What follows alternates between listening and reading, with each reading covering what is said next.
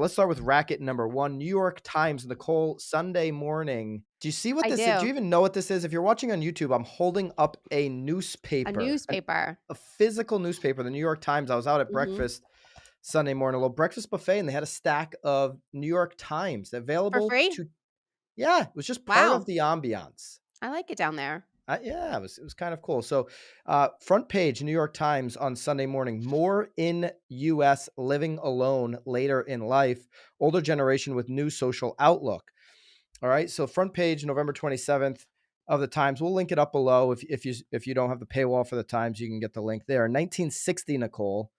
Just Mhm. 13% of American households had a single occupant. Just Yep. 13%. But that figure has risen steadily, and today it's approaching 30%. So 13% 1960 single occupant households, now almost 30%. For households headed by someone 50 or older, the figure is 36%. Nearly 26 million Americans 50 or older now live alone, up from 15% in the year 2000. Older people have always been more Good. likely than others to live by themselves. And now that age group, baby boomers, Gen Xers, makes up a bigger share of populations. Obviously, baby boomers is a huge, population, generation in our population. Them and obviously the millennials are the two biggest.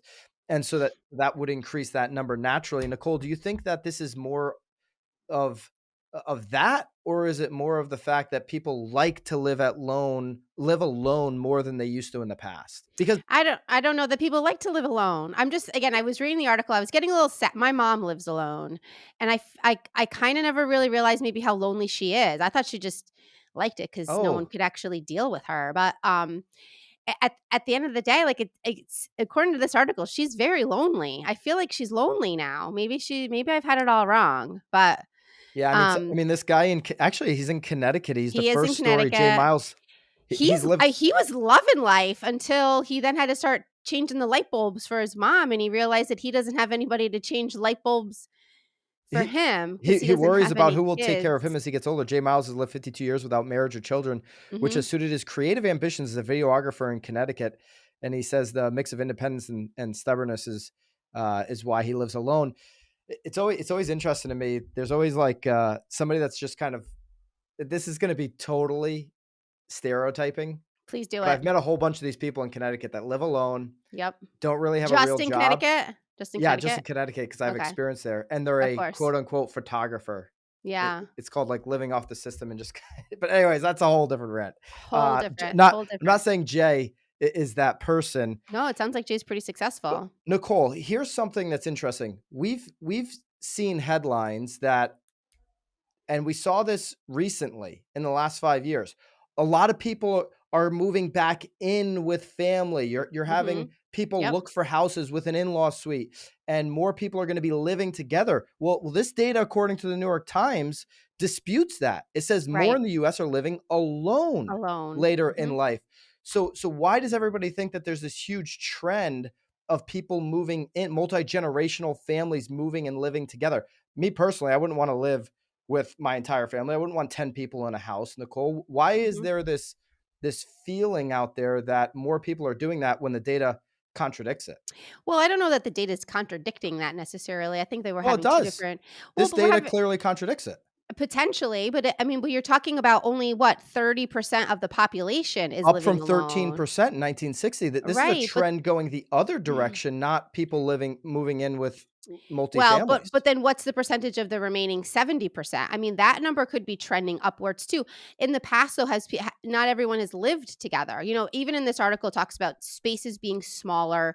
Builders are building homes that are larger now to obviously accommodate that. So I don't know if it's contradicting it. I think that we need to like get the numbers of how it has increased with people moving in with each other. But I do also think, though, again, like you said, this is a huge population. So, you know, if you're talking about more people, then obviously the numbers are going to be, sort of going in multiple directions here. But, um, I still think that people are moving into each other. I think, unfortunately, again, my family is at that boomer age. There's been, unfortunately, a lot of death in my family too, which is causing people to unfortunately have to live alone because their spouses have passed. So, then you're in that situation where should they live alone or should they move in with us? So I do think that there is a crossroads there of where they go. Are they going to be alone? Do they want to be alone? Are they capable of being alone?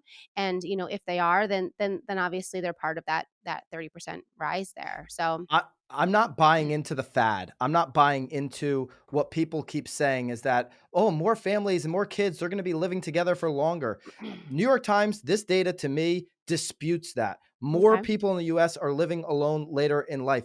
It's over 30% right now where it used to be 13%. I believe people want their own space, whether that's living alone or Hmm. having a house big enough if they have a family, if they've got young kids where they've got their own space. I don't believe in this trend where more people are going to continue to live together, even despite inflation, despite the fact that it's cheaper to do it.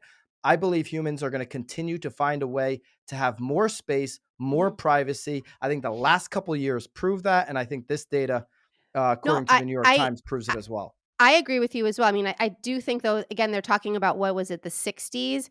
I mean, we do have to take in consideration from the 60s until now the increase in divorce Well, too. even yeah, So you're right, and they mentioned that in the article. So there's yeah, more divorce. It's more common that you're yeah, going to have divorce, which is going to have more people. But even since the year 2000, you've got 26 million Americans 50 or older now living alone. That's up from 15 million in the 15 year million. Yep. 2000. So we don't have to go all the way back to the 60s. No. In the comments, what trend are you seeing in your marketplace? Are you seeing more people move in together to save money? Living multifamily, whatever there's a word for that, multi-generational Yep. living, or are you seeing more people live alone? Is it common for you to work with someone who is living alone? Love to know in the comments. Hit that thumbs up button if you're on YouTube. Hey guys, appreciate you checking out this episode of The Real Word. If you want the full episode, go over to the Broke Agent YouTube. That's where we're hosting the full podcast. If you want to continue to see the segments broken out and the short clips, stay right here on The Real Word YouTube.